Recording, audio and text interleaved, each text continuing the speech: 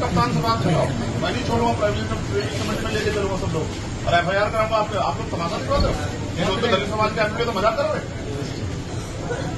Section 4 में आप क्या बेवकूफ लगते हो? मैं वकील हूँ, आपने पर मेरे कार्यक्रम की परमिशन नहीं दी।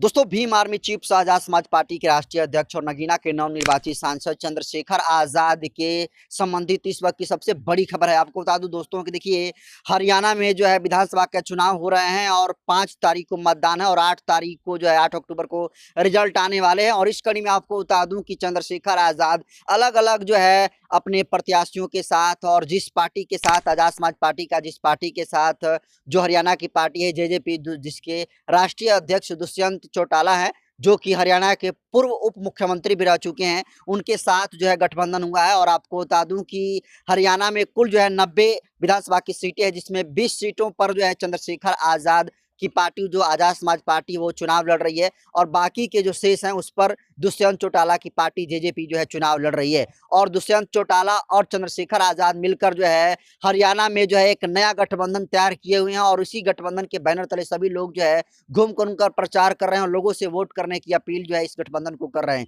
इस कड़ी में आपको बता दूं दोस्तों कि चंद्रशेखर आजाद के गाड़ी के ऊपर जो है हमला हुआ है और चंद्रशेखर आजाद की गाड़ी को बिल्कुल जो है तोड़फोड़ किया गया है। और इतना तो प्रिविलेज है मेंबर ऑफ पार्लियामेंट को,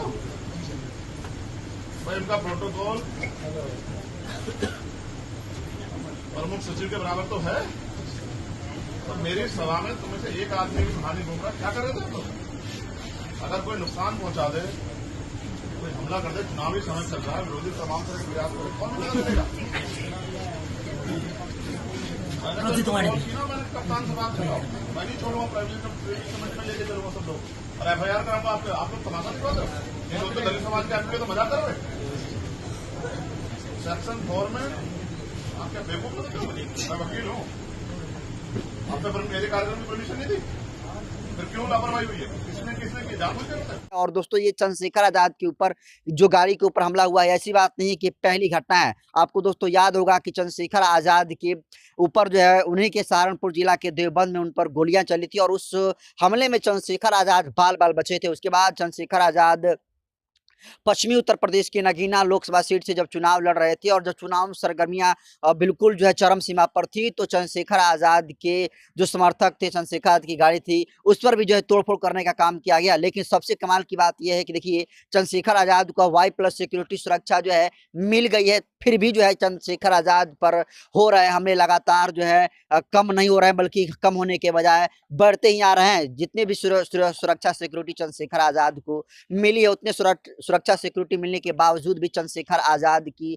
लगातार जो है खतरा बढ़ता जा रहा है। और यही कारण है दोस्तों कि Y+ सिक्योरिटी सुरक्षा मिलने के बाद भी चंद्रशेखर आजाद के जो समर्थक हैं वो उनको Z+ सिक्योरिटी सुरक्षा जो है देने की मांग सरकार से लगातार कर रहे हैं। और जिस तरीके से चंद्रशेखर आजाद के गाड़ी के ऊपर जो है हमला हुआ है, उसको लेकर आपको बता दूं कि चंद्रशेखर आजाद जो है बिल्कुल आग बबूला है। और आपको बता दूं कि जो हमला हुआ है वो हरियाणा के उचाना काला गांव में हुआ है और चंद्रशेखर की गाड़ी के साथ जो है तोड़फोड़ किया गया। और जब उनकी गाड़ी के साथ तोड़फोड़ किया गया तो चंद्रशेखर आजाद दूसरी गाड़ी पर सवार होकर आगे का जो है जो विधानसभा की रैलियां थी उसे संबोधित करने के लिए जो है गए। और दोस्तों, ऐसी बात नहीं है कि चंद्रशेखर आजाद के ऊपर हमले हुए, चाहे चंद्रशेखर आजाद हो या फिर गोल्डन दास हो, बहुजन समाज के जितने भी सारे लीडर जो शोषित वंचितों की लड़ाई लड़ रहे हैं, उन तमाम लोगों पर जो है इसी तरीके से जो है हमले लगातार हो रहे हैं। आपने देखा होगा कि गोल्डन दास को किस तरीके से मुजफ्फरपुर हत्याकांड में फंसाने की कोशिश किया गया और गोल्डन दास पिछले 1 महीने से अधिक दिन हो गए वो जेलों में बंद है। और आज जिस तरीके से हरियाणा में जो विधानसभा का चुनाव हो रहा है